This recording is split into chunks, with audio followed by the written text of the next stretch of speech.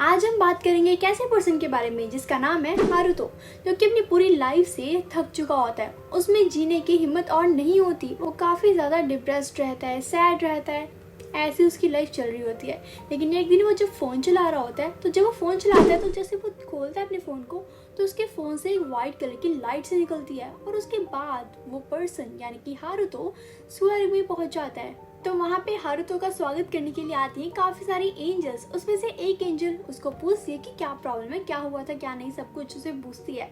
तो हारुतो उसको बताता है। तभी वो एंजल सोचती है क्यों ना इसे कोई न्यू जन्म दिया जाए। तो वहाँ पे वो उसको न्यू जन्म दे देती है। उसी के साथ साथ वो उसे पावर्स भी देती है ताकि वो अपनी न्यू लाइफ को अच्छे से इंजॉय कर सके। कोई प्रॉब्लम आए तो उसको हैंडल कर सके। बिकॉज की जो पहले वाली लाइफ होती है वो काफ़ी ज़्यादा, तुम देख ही रहे थे कैसी डिप्रेस सैड सी थी, उसमें तो जीने की हिम्मत नहीं बची थी। लेकिन एंजल ने आगे सब कुछ एकदम चमत्कार कर दिया। काश मुझे भी ऐसी कोई एंजल मिल जाती। उसकी लाइफ में आगे क्या होने वाला है, क्या वो पहले जैसा ही रहेगा या फिर उसकी लाइफ में चेंजेस आएंगे? आने तो बनते हैं, बिकॉज एंजल ने उसे काफी सारी पावर्स दी हैं और एक न्यू जन्म दिया है। तो देखते हैं आगे क्या होता है।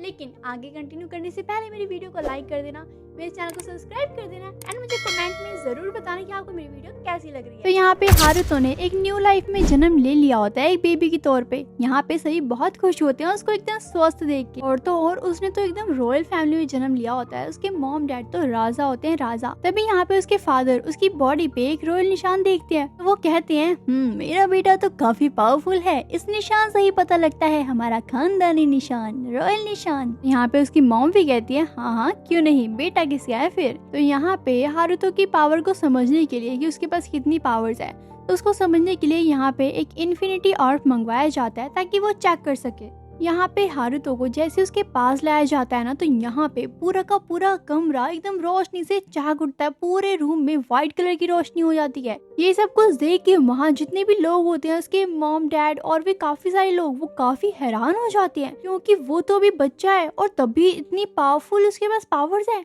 लेकिन जब वो बड़ा होगा तब क्या होगा, ये सब कुछ सोच रहे होते हैं सभी। यहाँ पे ये सब कुछ देख के सभी सोचते हैं इसका जरूर इसका लेवल 50 होगा। लेकिन यहाँ पे हारुतो उन सभी को दिखाता है कि उसका लेवल है 2। ये सब कुछ देख के सभी हैरान होते हैं, कहते क्या 2 सीरियसली? और सभी का तो पता नहीं, लेकिन जो राजा होता है जो कि उसका फादर होता है, वो तो काफी गुस्से में आ जाता है और कहते क्या ऐसा बच्चा कैसे पैदा हो सकता है जिसके पास कोई पावर ही नहीं है? नहीं, इसको मैं तो नहीं रखने वाला। तो यहाँ पे वो अपना फैसला सुना देता है कि हम इसको नहीं रखेंगे, इसको किसी जंगल में छोड़ देंगे और सभी को बताएंगे कि हमारा बच्चा मर चुका है। सच में ऐसा कोई कर सकता है? लेकिन यहाँ पे ये ऐसा ही करता है। लेकिन यहाँ पे हारुतो की जो मदर होती है वो तो काफी ज्यादा रोने लग जाती है। वो कहती नहीं, ऐसा कैसे कर सकती हो तुम, आखिरकार वो हमारा बेटा है, पावर्स नहीं है तो क्या हुआ? लेकिन यहाँ पे राजा के सामने किसी की नहीं चलती। अरे हाँ यार, तुम सोच रहे होगे ना कि आखिरकार उसको तो एक एंजल ने जन्म दिया है और ऊपर से उसने तो पावर्स भी दी थी, तो ये सब कुछ कैसे हो रहा है? तो चलो मैं बताती हूँ। यहाँ पे जो एंजल थी ना, जिसने हारुतो को पावर्स दी थी और उसको नया जन्म दिया था, लेकिन पावर्स देने के टाइम उसने छोटी सी गलती कर दी होती है, जिसके कारण ये सब कुछ हो रहा होता है। क्योंकि उसने उसको ओवर पावर्ड बना दिया होता है, ना ज्यादा ओवर पावर्ड कि हम किसी भी चीज को लेके उसके पावर को मेजर करना चाहे तो नहीं कर पाएंगे। यहाँ की जो जनरेशन चल रही होती है उन सभी का लेवल होता है 100, लास्ट 100 होता है, तो वो 100 तक ही नाप सकते हैं। लेकिन यहाँ पे उसने हारुतो की पावर पता है कितनी कर दी होती है, 102। दैट्स वाई ये सब कुछ हो रहा होता है। और तो और गलती से उसे कोई एलिमेंट भी नहीं दिया। अब तुम सोच सकते हो उसकी लाइफ बदतर होने वाली है या फिर अच्छी होने वाली है, तुम समझ रहे हो। तो चलो आगे स्टार्ट करते हैं। तभी हम यहाँ पे देखते हैं हारुतो को, जो कि अकेला जंगल में पड़ा होता है। वो तो कुछ कर भी नहीं सकता बिकॉज वो तो अभी छोटा सा बेबी है, न्यू बॉर्न बेबी, तो वो क्या ही कर पाएगा। लेकिन उसके पास दिमाग था ऐसा कि वो सब कुछ सोच पा रहा था। जैसा एक बड़ों का दिमाग होता है ना, वैसा उसका दिमाग चल रहा होता है।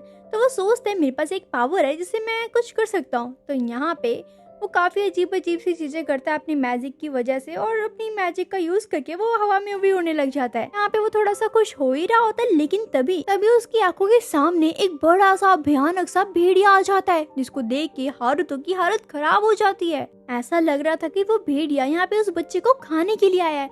लेकिन यहाँ पे हारुतो अपने कितने सारे जो बैरियर्स उसने बनाए होते हैं उन सभी का यूज करके उसको मारता है, उसको गिराता है। लेकिन कुछ ही देर बाद वो भेड़िया तंग हो गई, एकदम से चिल्लाता है और उसे बोलता तुम पागल हो क्या, मैं तुम्हें कोई नुकसान नहीं पहुंचाना चाहता, बस भी करो। यहाँ पे हारुतो ये सुन के हैरान होता है, हैं, मतलब एक भेड़िया बोल सकता है, क्या बात है। तो फिर वो सबको स्टॉप कर देता है, मतलब फाइट वगैरह करना स्टॉप कर देता है। अभी यहाँ पे भेड़िया उस बच्चे से कहता है, यानी कि हारुतो से कहता है, तुम तो बहुत ही ज्यादा पावरफुल हो, जितना मैंने सोचा नहीं था उससे तो कई ज्यादा। क्या तुम मुझे बता सकते हो कि तुम कौन से मैजिक का यूज कर रहे थे? गाइस तुम्हें तो पता है कि हारुतो कितना ज्यादा छोटा है, तो वो कैसे बोलेगा। लेकिन फिर भी हारुतो यहाँ पे बोलने का ट्राई करता है, लेकिन उस भेड़िए को कुछ समझ ही नहीं आता, बिकॉज वो काफी तोतली आवाज में बोलता है। तुम समझ ही सकते हो, जब एक छोटा बच्चा अपनी प्यारी सी आवाज में बोलता है तो कई वर्ड्स उसके समझ नहीं आते हमें, वो तो सिर्फ एक मॉम ही समझ सकती है। तो यहाँ पे वो एक बैरियर बनाता है, जिसके कारण वो जो भी कुछ बोलता है तो वो बिल्कुल साफ लैंग्वेज में उस भेड़िए को समझ आता है। तभी यहाँ पे हारुतो उसे बताता है कि मैंने बैरियर मैजिक का यूज किया था। तभी वो भेड़िया कहता है, अच्छा तो तुम बताओगे तुम कौन हो, क्योंकि तुम एक नॉर्मल इंसान तो नहीं हो सकते, है ना। और भेड़िया ये भी पूछता है कि तुम यहाँ पे कैसे आए। तो यहाँ पे हारुतो उसे सब कुछ बताता है जो जो उसके साथ हुआ, कि उसे लो माना के कारण यहाँ पे जंगल में छोड़ दिया और सभी को बताया गया कि मैं पैदा ही नहीं हुआ था। ये बात सुनकर तो भेड़िया काफी सैड हो जाता, वो हैरान हो जाते कि मतलब खुद के पेरेंट्स ऐसा कैसे कर सकते हैं। लेकिन अगर तुम्हें मैं सच बताऊं ना, तो तुम मुझे कोई नॉर्मल पर्सन नहीं लगते, लेकिन उन्होंने ऐसा कैसे कर दिया, मुझे तो यही नहीं समझ आ रहा। उसके बाद भेड़िया काफी ज्यादा सैड हो जाता है और वो हारुतो को बोलता है, अगर तुम मुझे मारना चाहते हो तो तुम मुझे मार सकते हो, मुझे कोई प्रॉब्लम नहीं है। लेकिन हारुतो बोलता है, अगर तुम मुझे नहीं मारोगे तो मैं क्यों ही मारूंगा तुम्हें, तो चलो हम फ्रेंड्स बन जाते हैं। तो यहाँ पे ये दोनों काफी अच्छे फ्रेंड्स बन जाते हैं आपस में। इसी के कुछ देर बाद यहाँ पे हारुतो उस भेड़िए का एक यूनिक सा नाम रख देता है, जो कि होता है फ्लिप, जैसे हम भी रखते हैं। गाइस तुम्हें पता ही होगा कि हमारे जो फ्रेंडशिप गोल होता है उसमें हम अपने फ्रेंड्स का निकनेम लेके बुलाते हैं, है ना। तो वैसे ही इन्होंने भी रखा होता है। लेकिन यहाँ पे वो भेड़िया काफी ज्यादा खुश हो जाता है, क्योंकि यहाँ पे हारुतो ने उसको एक निकनेम दिया, क्योंकि आज तक उसे इतने प्यार से किसी ने नहीं बुलाया था। तो वो काफी ज्यादा इमोशनल हो जाता है और वो हारुतो से कहता है, तुम्हें कोई भी जरूरत होगी ना तो प्लीज मुझे बुलाना, मैं तुम्हारा हमेशा ख्याल रखूंगा। फिर दया दिखाने लग जाता है काफी ज्यादा, मतलब तुम समझ सकते हो इमोशनल सा हो जाता है। लेकिन यहाँ पे हारुतो सोचता है, यार मैंने तो बस एक निकनेम रखा है, ये इतना ज्यादा खुश क्यों हो रहा है। लेकिन उसको क्या ही पता यार, किसी पर्सन को जब हम निकनेम से बुलाते हैं ना तो अपनापन सा महसूस होता है, लगता है कि वो हमारी फैमिली का ही मेंबर है। तो यहाँ पे इसीलिए सब कुछ हो रहा होता है। लेकिन यहाँ पे कुछ ही देर बाद हारुतो बात करते करते बेहोश हो जाता है। यहाँ पे फ्ले तो काफी ज्यादा हैरान हो जाता है कि इसको क्या हुआ, अभी तो बात कर रहा था। वो काफी घबरा जाता है, नर्वस सा हो जाता है। लेकिन यहाँ पे थोड़ा सा होश आता है हारुतो को और वो बोलता है, मुझे भूख लगी है, मुझे दूध चाहिए। यहाँ पे फ्ले सोचते है, यार मैं क्या करूँ क्या करूँ क्या करूँ। तो फिर वो एक गर्ल की फॉर्म में आ जाता है। यहाँ पे उसको दूध पिलाने का ट्राई करता है, लेकिन कुछ भी नहीं होता। लेकिन कुछ ही देर बाद यहाँ पे पीछे से एक पर्सन आता है। यहाँ पे उस पर्सन को देख के फ्ले सोचता है कि मैं इसे मार देता हूँ, पता नहीं ये क्या करने आया है, मुझे तो लगता है तुम्हें मारने ना आया हो। लेकिन यहाँ पे हारुतो उसे रोकता है और कहता है, रुक जाओ फ्ले, पहले उसे पूछ तो लो कि क्या क्या काम है, क्यों आया है वो यहाँ पे। तभी फ्ले कहता है, हाँ ठीक है मैं पूछता हूँ। जैसे ही फ्ले उसे पूछता है कि तुम यहाँ पे क्या करने आए हो, तो वो बताता है कि मैं तो यहाँ पे हारुतो के लिए दूध लेकर आया हूँ। यहाँ पे फ्ले कहता है, अरे क्या कमाल की बात है, पहले तो तुम इसे घर से बाहर निकालते हो और अब दूध लेकर आए हो, जरूर दाल में कुछ काला है, मैं दूध नहीं लेने वाला। लेकिन यहाँ पे हारुतो उसे कहता है, प्लीज प्लीज प्लीज दूध ले लो यार, प्लीज ले लो यार, मुझे बहुत बहुत भूख लगी है। लेकिन तभी वो पर्सन बताता है कि देखो मैं इसका मास्टर हूँ और मुझे इसके पेरेंट्स से कोई लेना देना नहीं है, उन्होंने जो भी किया बहुत गलत किया, क्योंकि मेरा भी एक बेटा था लेकिन वो जी नहीं पाया, वो उसी टाइम मर गया जब वो पैदा हुआ था। लेकिन मैं ऐसा नहीं होने दूंगा, मैं ऐसा बिल्कुल भी नहीं होने दूंगा। मुझे पता है कितना पेन होता है अपने बच्चे के लिए रोना, तो प्लीज प्लीज ये दूध उसे पिला दो, वो बहुत भूखा है। ये बात सुनते ही फ्ले तो काफी ज्यादा इमोशनल हो जाता है भाई, वो रोने लग जाता है, कंटिन्यूसली रोता रहता है। उसके कुछ ही देर बाद जब फ्ले रोना बंद कर देता है तो यहाँ पे वो पर्सन हारुतो को बोलता है कि क्या तुम दोनों मेरे साथ चलना पसंद करोगे।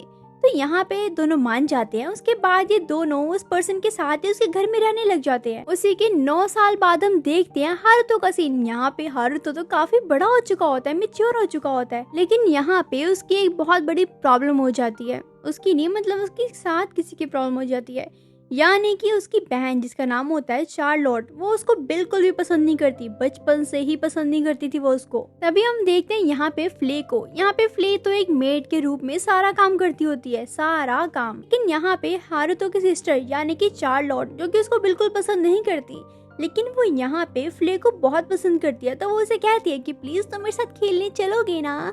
लेकिन यहाँ पे वो कहती है नहीं, मैं तुम्हारे साथ नहीं खेल सकती, इसके लिए मुझे माफ करना, क्योंकि मेरा काम है हारुतो का ध्यान रखना और उसकी हर एक बात मानना। तो अगर वो कहेगा तो मैं खेलूंगी, अदरवाइज सॉरी, मुझे माफ कर दो। यहाँ पे बैठा हुआ हारुतो जो कि ये सब कुछ देख रहा होता है, वो कहता है हाँ हाँ कोई बात नहीं, तुम खेल लो, मुझे कोई प्रॉब्लम नहीं है, मैं कुछ देर के लिए अपना ध्यान तो खुद रख ही सकता हूँ। उसके बाद ये दोनों काफी खुश होते हैं, तो उसके बाद वो खेलने चले जाते हैं। लेकिन यहाँ पे अंदर बैठा हारुतो विंडो से उन दोनों को देख रहा होता है और काफी खुश हो रहा होता है। एक तरह से वो सैड भी होता है। तभी यहाँ पे उसकी मॉम आ जाती है और कहती है तुम्हें तो उसके नेचर के बारे में पता ही है ना, तुम सैड मत हो, क्योंकि उसे बिल्कुल भी अंदाजा नहीं है कि किसी बॉय से कैसे बात करते हैं, किसी अपने भाई से कैसे बात करते हैं। तो तुम इतना माइंड मत करना उसकी बातों का। और हाँ, तुम भी थोड़ा घूम लिया करो, थोड़ा खेल लिया करो, क्योंकि तुम तो सारा दिन अपने रूम में बस सोते रहते हो, बस सोते ही रहते हो। तो मैं चाहती तुम जाओ बाहर और थोड़ा खेलो, थोड़ा एंजॉय करो। लेकिन यहाँ पे हारुतो के माइंड में तो ये चल रहा होता है कि मैं तो बचपन से यहाँ पे रह रहा हूँ, तो मुझे यहाँ से चले जाना चाहिए, वो भी किसी को बिना बताए। लेकिन अगर मैं जाऊंगा तो मेरे साथ फ्लेम भी जाएगा, क्योंकि वो तो मेरे बिना रह ही नहीं पाएगा। लेकिन अगर मैं फ्लेम को अपने साथ लेके जाता हूँ तो यहाँ पे मेरी सिस्टर, जो कि मुझे बहुत ज्यादा नफरत करती है, मतलब अभी थोड़ी बहुत बात तो हो ही जाती है, लेकिन अगर मैं उसको लेके गया तो बिल्कुल भी बात नहीं करेगी। तो मुझे कुछ ऐसा सोचना होगा ताकि मैं अकेले जाऊं, फ्लेम को यहीं पे छोड़ जाऊं। उसी के कुछ देर बाद यहाँ पे हारुतो बिल्कुल अपनी जैसी एक बॉडी बिल्कुल सेम डिट्टो वैसी बना देता है अपनी पावर का यूज करके, क्योंकि वो सोच रहा था अगर मैं कहीं बाहर चला गया कुछ दिनों के लिए तो मेरी जगह ये ले सकता है, किसी को शक भी नहीं होगा और ना ही कोई प्रॉब्लम होगी। लेकिन वो बॉडी जो उसने बनाई होती है पावर की हेल्प से, ना ही वो मूव कर पा रही होती है उसकी बॉडी और ना ही बोल पा रही होती है।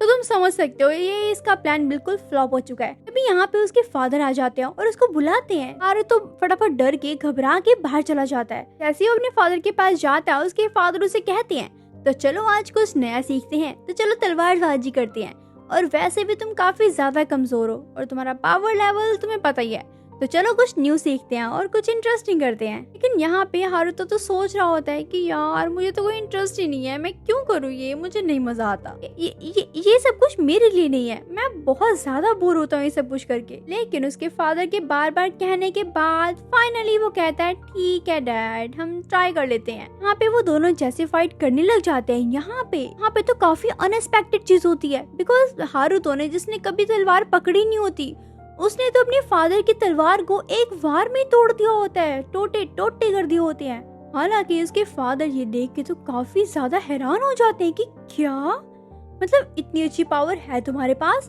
हमें तो पता ही नहीं था।